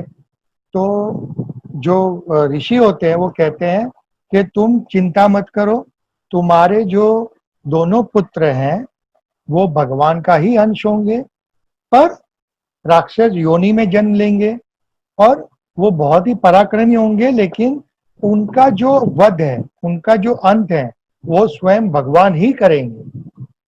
और तुम्हारा जो पौत्र होगा, हमारा जो पौत्र होगा ना, वो बहुत ज्ञानी होगा, वो बहुत ही भगवान में भक्ति भाव रखने वाला होगा, और वो हमारे कुल को बहुत ही बड़ा नाम भी दिलाएगा, और हमारी सदगति भी और हमारे कुल का उद्धार भी करेगा। तो दीति माता को थोड़ा संतोष तो होता है, क्या ठीक है, भगवान हमारे पुत्रों का नाश करेंगे, और जो हमारा पौत्र होगा वो बहुत ही यशस्वी होगा। लेकिन जो उनके मन में बात बैठ जाती है कि मेरे जो पुत्र हैं वो पापी होंगे, तो वो अपने पुत्रों को जन्म नहीं देती है। वो 100 वर्ष तक अपने गर्भ को धारण करे रहती है, लेकिन वो इसको जन्म नहीं लेने देती है। अब ये जो अपने दोनों पुत्र थे, वो भी भगवान के अंश थे, बहुत यशस्वी थे, उनकी बहुत ज्यादा कीर्ति थी। तो उनकी वजह से जो बाकी देवता हैं उनको बहुत तकलीफ होने लगती है, उनका जो प्रभाव है, उनका जो तेज है, वो क्षीण होने लगता है। तो ये सब जाते हैं ब्रह्मा जी के पास देवता, कि प्रभु ये सब क्या हो रहा है, आप हमें बताइए कि जो दीति माता के गर्भ में जो पुत्र हैं वो कौन है। हमारा पूरा जो प्रभाव क्षीण हो रहा है, हमारी जो तेज था हमारे में, वो कम होते जा रहा है। तो ये कौन है ये बालक, कोई देव है, कोई राक्षस है, कोई यक्ष है, आप बताइए, और कृपा करके आप इसका रास्ता निकालिए, नहीं तो हम सब भी बहुत तकलीफ में आ जाएंगे। तब ब्रह्मा जी उनसे कहते हैं कि देवताओं, आप चिंतित मत होइए, क्योंकि जो माता के गर्भ में जो बालक हैं वो भगवान के ही अंश हैं, और वो उनको इसकी कथा सुनाते हैं। वो कहते हैं कि एक बार जो सनकादिक ऋषि थे, जो 4 ऋषि थे, सनक, सनातन, सनंदा, सनत कुमार, वो भी ब्रह्मा जी के मानस पुत्र है, उनके ही पुत्र थे। तो कहते हैं वो चारों एक बार वो भ्रमण करते रहते थे भगवान का नाम लेते हुए, घूमते घूमते चारों एक बार वैकुंठ धाम, जो जहाँ पे साक्षात विष्णु जी का वास है, जहाँ वो लक्ष्मी जी के साथ रहते हैं, उस वैकुंठ धाम में पहुंच जाते हैं। और वो धीरे धीरे एक एक एक करते हुए जो उनके 7 वैकुंठ धाम में 7 द्वार है, तो वो 7 द्वारों को एक एक करके पार करते हुए 7वें द्वार पर पहुंच जाते हैं।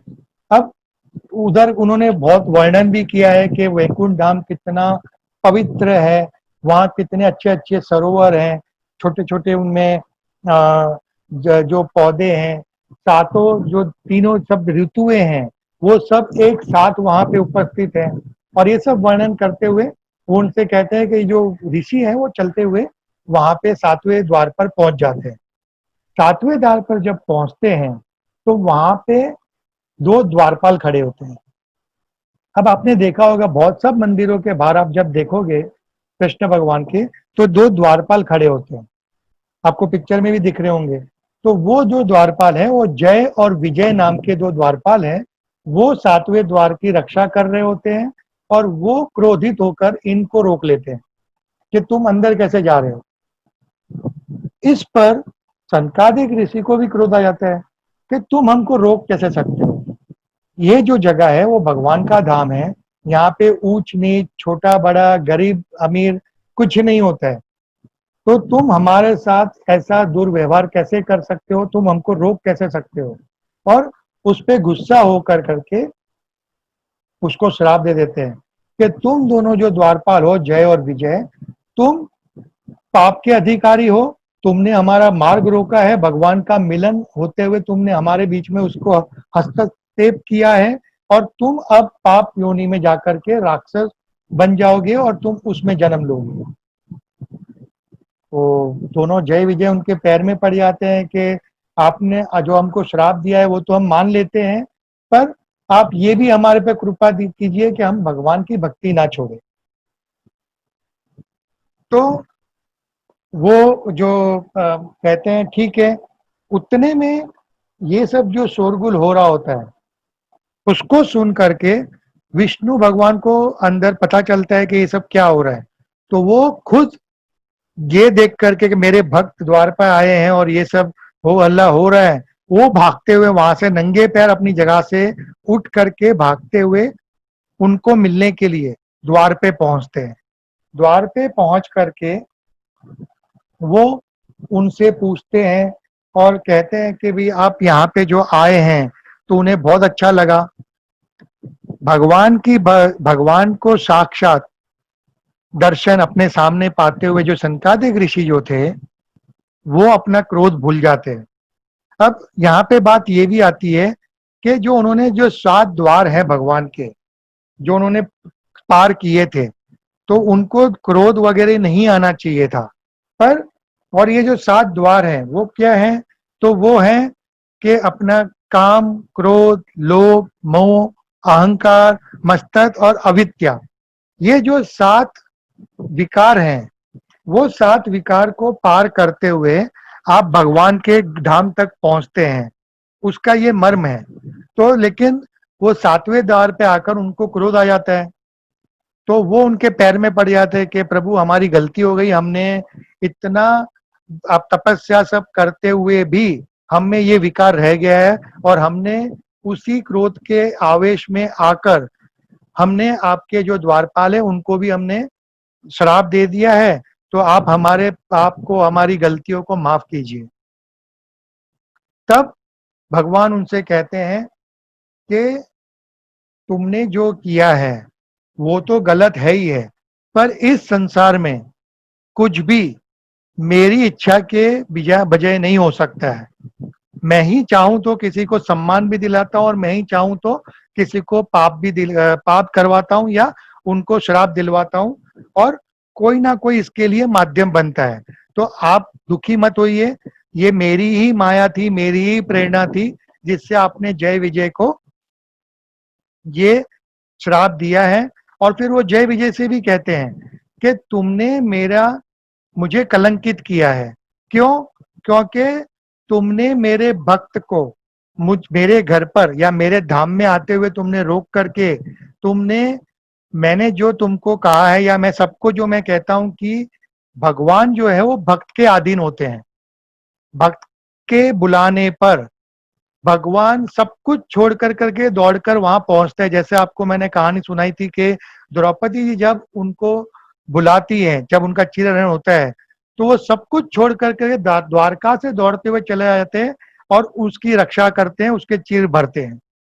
तो वो जो भगवान का जो निर्देश है या उन्होंने जो सबको कहा है, उसको कलंकित करते हुए जय विजय ने उनके भक्त को रोका। और इसलिए वो कहते हैं कि अब तुम्हें इसका पाप जो तुमने किया है वो भोगते हुए तुम्हें राक्षस योनि में जन्म लेना पड़ेगा, और तुम 3 जन्म लेकर के जब अपना पाप धो लोगे, और हर बार मैं तुमको आकर के तुम्हारे उस जन्म से तुमको छुटकारा दिलाऊंगा, और फिर 3 जन्म के बाद तुम वापस अपनी पोजीशन पे मेरे द्वारपाल बन जाओगे। तो ये उसकी कथा थी। तो भगवान के ही निर्देश या इच्छा अनुसार पाप करते हुए, श्राप लेते हुए जय विजय जो है वो माता दिति के गर्भ में राक्षस रूप में वहां पे वो जाते ने जन्म लिया होता है। अब जब ब्रह्मा जी जाकर के उनको समझाते हैं दिति को कि तुम चिंता मत करो, ये भगवान की ही प्रेरणा है और तुम इनको जन्म दे दो, तब माता जी उनको जन्म देती है। और दो बहुत ही तेजस्वी और पराक्रमी राक्षस का जन्म होता है। उनका नाम होता है हिरण्यकश्यप और हिरण्याक्ष। हिरण्यकश्यप आपको पता होगा, उनका जो पुत्र था, क्योंकि उनको जो आशीर्वाद मिला था कि तुम्हारा जो पौत्र होगा वो पूरे कुल का उद्धार करवाएगा, तो वो होते हैं प्रहलाद महाराज। उसकी कथा आगे आएगी। और हिरण्याक्ष जो है वो उसका छोटा भाई, जो हिरण्यकश्यप है उसका छोटे भाई होते हैं। दोनों ही जन्म लेने के बाद शीघ्र ही उनका आकार बहुत बड़ा हो जाता है, क्योंकि वो राक्षस होते हैं, और वो इतने लंबे हो जाते हैं कि उनका सर जो है वो स्वर्ग में स्वर्ग तक पहुंच जाता है, और उनके जो पैर है वो पाताल तक पहुंच जाते हैं। और उनको ब्रह्मा जी के आशीर्वाद से वो पूरे विश्व को जीत लेते हैं। पर उनको बहुत अहंकार होता है, तो वो अहंकार की वजह से हिरण्याक्ष जो है वो बार बार उत्पात मचाते रहता है, जो हर बार किसी ना किसी को जाके तंग करता है, और वो अपने जो अहंकार में और अपनी जो उसके पास जो उसकी शक्ति होती है उसका दुरुपयोग करता है। तो फिर वो कहता है अब मैं विजय यात्रा पे निकलूंगा। तो वो जाता है स्वर्गलोक में, और स्वर्गलोक में जाकर के वो सबको अपने साथ युद्ध करने के लिए आमंत्रण देता है कि जिसमें मैं ताकत हो मेरे पास आ जाए मेरे साथ युद्ध करने और मुझे हरा के दिखाए। सारे देवता छुप कर बैठ जाते हैं, उनको पता होता है कि इससे लड़के कुछ मतलब नहीं है, हम ही हारेंगे। तो थोड़े टाइम रुक करके जब कोई उसके सामने लड़ने के लिए नहीं आता है, तो हिरण्याक्ष और थोड़ा विचलित होकर के नीचे आ जाता है, और वो नीचे आकर के यहाँ वहां ढूंढता है कि अब मैं किसके साथ लड़ूं। तब जो समुद्र होता है, जो समुद्र होता है उसमें तो बड़ी बड़ी जो लहरें आती है, तो उससे आवाज होती है, तो वो जो बड़ी ध्वनि उसको सुनाई देती है, तो उसको लगता है कि चलो कोई तो मिला जिस जो मुझे ललकार रहा है। तो वो जाता है समुद्र के अंदर, और समुद्र के अंदर घुस जाता है, और नीचे जाता है जहाँ पे वरुण देव जो समुद्र के देवता है उधर वो पहुंच जाता है। अब समुद्र देव उसको देख करके समझ जाते हैं, और उनको पता होता है कि इससे मैं भी नहीं लड़ सकता हूँ। तो वो उनको ललकारता है। हिरण्याक्ष कहता है कि मैं आपसे युद्ध करना चाहता हूँ, आप आइए और मुझसे युद्ध कीजिए।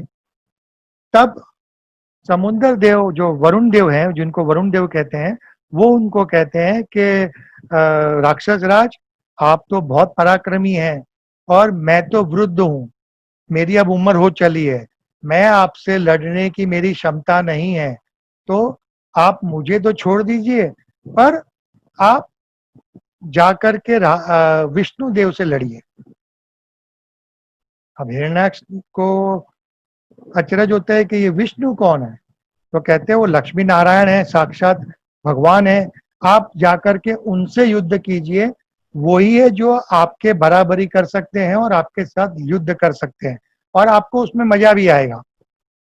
तो हिरण्याक्ष फिर भगवान का नाम स्मरण करते हुए अपने शत्रु की तरह कि मुझे उनसे लड़ना है, वो विचरण करना शुरू करते हैं कि अब मैं उनको कहाँ ढूंढूं। तो वो यहाँ वहाँ घूमते रहते हैं और विष्णु को पुकारते रहते हैं कि आप आओ मेरे साथ युद्ध करो। तब नारायण जो है, जो भगवान की दिन भर स्मरण करते हुए वहां जाते हैं और उनको कहते हैं कि राक्षस राज आप कहाँ घूम रहे हो। तो वो कहते हैं मुझे आप ये बताइए कि पहले विष्णु कहाँ मिलेंगे, मुझे उनसे युद्ध करना है। तो नारद जी उनको कहते हैं कि एक काम कीजिए, जो विष्णु है वो शुकर यानी कि वराह अवतार जो उन्होंने लिया था उसके रूप में, सुअर के रूप में पाताल लोक में विचरण कर रहे हैं और आप उनके पास चले जाइए और आप उनको वहां मिल लीजिए।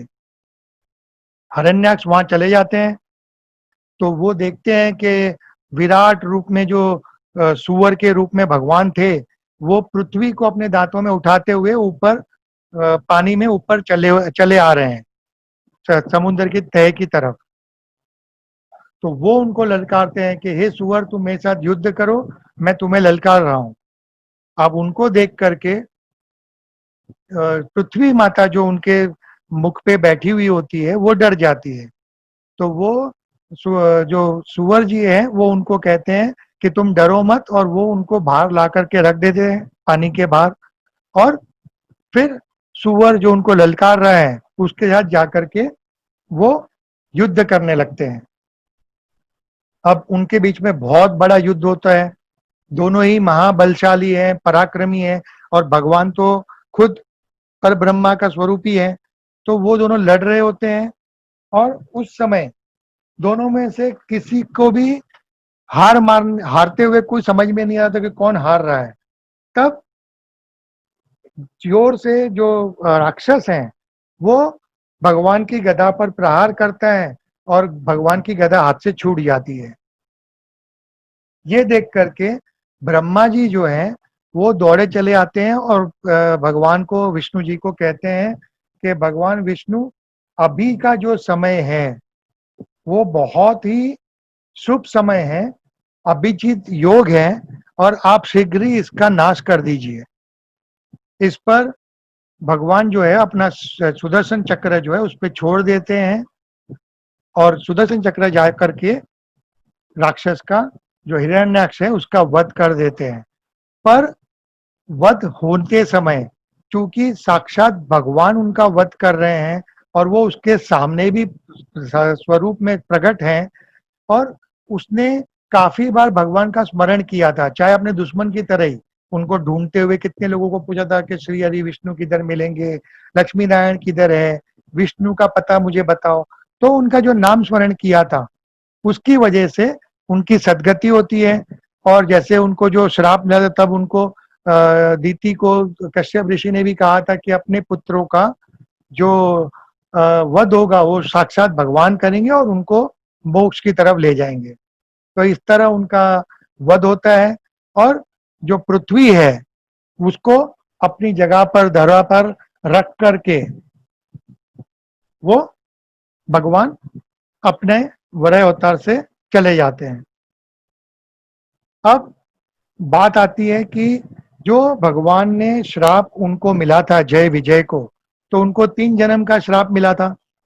तो उसमें से एक तो उनका जन्म हुआ हिरण्याक्ष और हिरण्यकश्यप का, जिसकी एक बात हमने कर ली हिरण्याक्ष की कि किस तरह उसको भगवान सदगति देते हैं। फिर दूसरी बात हम आगे करेंगे हिरण्यकश्यप की, तो वो ये जन्म हुआ था सतयुग में।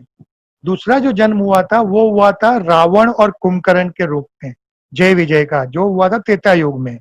और तीसरा जो उनका जन्म हुआ था वो शिशुपाल और दंतवक्त्र के रूप में हुआ था, वो द्वापर युग में हुआ था कृष्ण के टाइम पे, और कृष्ण जी ने इनका वध किया था। तो इस तरह भगवान अपना जो वचन उन्होंने दिया होता है वो तीनों युग में निभाते हैं और तीनों जन्म लेने के बाद उनको सदगति, हम हर एक की कहानी आगे हमारे प्रवचनों में सुनेंगे और उनको फिर से अपने द्वारपाल के जो उनकी जो कार्य था उस पर उनको नियुक्त कर देते हैं। दूसरी तरफ हमने जो बात की थी कि मनु और शत्रुपा के जो बच्चे हुए थे उसमें देवहूति और कर्दम ऋषि जो थे, इसकी हम अगले प्रवचन में बात करेंगे। और वो पहला कपल था पति पत्नी थे जिनका विवाह हमारे वेदों के अनुसार किया गया था पृथ्वी पर। तो हम इसकी बात भी आगे के बात में करेंगे। और इसके साथ मैं आपको एक आखिरी कहानी सुनाता हूं कि जिससे आपको ये पता चलेगा कि जब हम, जैसे मैंने आपको कहा था कि अगर हम अधिकारी हो जाते हैं तो भगवान फिर हमारा ध्यान रखते हैं। तो एक बार एक व्यक्ति की मृत्यु हो जाती है और मृत्यु होने पर वो, जब उनको यमराज ऊपर ले जाते हैं और उनको उनका जो पाप पुण्य की सब जो कैलकुलेशंस होते हैं कि भाई तुमने पूरे जीवन में क्या क्या अच्छा काम किया, क्या गुना खराब काम किया, तो उस समय वहां पे उस मनुष्य को अपना पूरा जीवन काल दिखता है। और वो जीवन काल उसको इस रूप में दिखता है कि जब से जन्म हुआ और मृत्यु तक वो सागर के तट पर उसको अपने पच्चीन दिखते हैं कि मेरा जन्म हुआ, मेरे छोटे छोटे पैर हैं, उस पैर रूप से उसमें एक एक पच्चीन पड़ते जा रहे हैं मिट्टी में, और वो आगे बढ़ रहे हैं, फिर वो बड़ा हो रहा है, उसके पच्चीन बड़े हो रहे हैं। वैसे करते करते उसको पूरी अपनी जिंदगी के पच्चीन दिखते हैं। तो वो भगवान को पूछता है कि ये कहीं पे एक है, कहीं पे दो है, ऐसा क्यों है? तो वो कहते हैं कि एक जो चिन्ह है, जो फुटप्रिंट्स है, वो तुम्हारे हैं, और जो दूसरे फुटप्रिंट्स है वो भगवान के हैं। तो वो देखकर वो सोचता है और वो निरीक्षण करता है कि सारे के सारे पच्चीनों में जब जब टाइम खराब हुआ था, जब उसको तकलीफें आई थी, तब उधर एक ही चिन्ह दिखता है, भगवान के जो फुटप्रिंट्स है वो गायब हो गए हैं। और जब जब अच्छा समय था तब तो उसको दो चिन्ह दिख रहे हैं, दो फुटप्रिंट दिख रहे हैं। तो वो बहुत मायूस होता है और वो थोड़ा गुस्सा भी होता है और भगवान से कहता है कि ये तो नाइंसाफ है, ये तो अन्याय है कि जब जब मुझे अच्छा टाइम था तब तो आप मेरे साथ साथ चल रहे थे, लेकिन जब मेरा बुरा वक्त आया, जब मुझे तकलीफ आई, जब मुझे दुख आया, तब तो आप गायब हो गए। तो भगवान हंसने लगते हैं और कहते हैं कि बालक, तुम्हें ना थोड़ा भ्रम हो रहा है, तुम जरा ध्यान से देखो। तो वो जब ध्यान से देखता है तो उसे दिखता है कि हाँ, जब मेरे को तकलीफ थी तब उसके जो फुटप्रिंट्स थे वो गायब हुए हैं, भगवान के नहीं हुए हैं। भगवान के फुटप्रिंट्स आपको पता है ना, उसमें कुमकुम दिखता है अपने को, भगवान के जब भगवान के चरण गिरते हैं तो उसमें कुमकुम चरण, हम जैसे कहते हैं कि उस पर कुमकुम गिरता है, तो वो देखता है कि मिट्टी पे कुमकुम लगा हुआ है और वो भगवान के थे, उसके नहीं थे। उसके चरण जो थे वो गायब हो गए थे। तो भगवान उसको कहते हैं कि बेटा, जब जब तुमको तकलीफ आई, जब जब तुमको दुख आया, जब जब तुमको समझ में नहीं आया कि अब मैं क्या करूं, तब तब मैंने तुमको अपनी गोद में उठा लिया था। और वो जो काल था जहां जहां तुम्हें मेरे जो चरण दिख रहे हैं, जो तुम पहले कह रहे थे कि मैं गायब हो गया था, उस समय मैं तुमको अपनी गोद में उठा करके चल रहा था ताकि तुम्हें तकलीफ ना हो, तुम भ्रमित ना हो, तुम भटक ना जाओ। और फिर जब तुम्हारा टाइम अच्छा आ गया तो फिर मैं तुम्हें नीचे उतार दिया और फिर मैं तुम्हारे साथ साथ चल रहा था। तो इससे हमको पता चलता है कि भगवान हमको कभी नहीं छोड़ते हैं। हम विषयों में आसक्ति होकर, माया में भ्रमित होकर के हम भगवान को छोड़ देते हैं, लेकिन भगवान हमको कभी नहीं छोड़ते हैं। वो हमेशा अपने हमको अपने साथ लेकर अपना हमारा हाथ पकड़कर चलते हैं। और जब जब बीच में कोई तकलीफ आई, जैसे कि खड्डा आ गया या कोई बड़ी खाई आ गई, तो भगवान वो तकलीफ अपने पर लेकर के अपनी गोद में हमको उठा करके उस तकलीफ को पार करवाते हैं, और फिर जब तकलीफ खत्म हो जाए तो हमको फिर उतार देते हैं। तो हमारा काम है खाली उनका वो हाथ नहीं छोड़ना, उनके उनके ध्यान में अपना मन लगाए रखना और उनका खाली नाम स्मरण करना। अगर आप नाम स्मरण करते हो तो बाकी सब का सब कार्य भगवान करते हैं, हम कुछ नहीं करते हैं। हमको सिर्फ बैठ करके उनकी बेट में उनके गोद में बैठ करके, जैसे बच्चा हम शांति से बैठा रहता है, उसको कोई चिंता नहीं होती, वैसे हमें भी कोई चिंता करने की जरूरत नहीं है। तो इसके साथ मैं आज का जो प्रवचन है यहीं समाप्त करता हूँ।